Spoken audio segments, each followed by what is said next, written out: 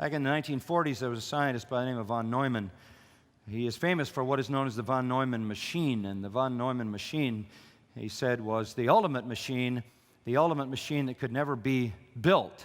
Von Neumann said the ultimate machine would be self-generating. That is, it would have within itself the ability to sustain its own existence. It would be, secondly, self-repairing.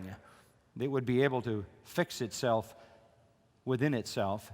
Thirdly, it would be self-reproducing. That is, it would produce more machines just like it. The complexity, von Neumann pointed out, is so extreme by the time you get to the third level that it's impossible to build it.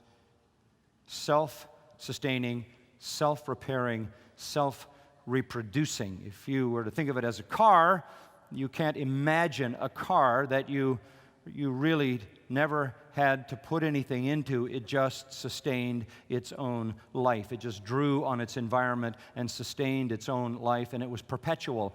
Nor can you imagine a car that when something went wrong had within itself the ability to fix itself, and a car that when you went out into the garage one day there were two other little cars sitting beside that car, no doubt Mini Coopers.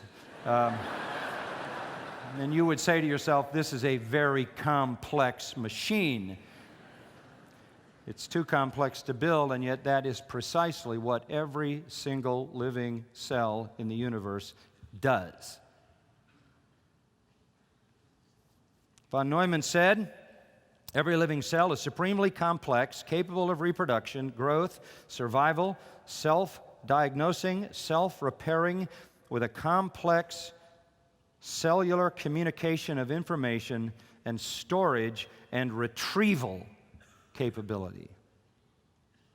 Evolutionists are quick to say, you know, that given enough time, codes and machines grow out of nothing.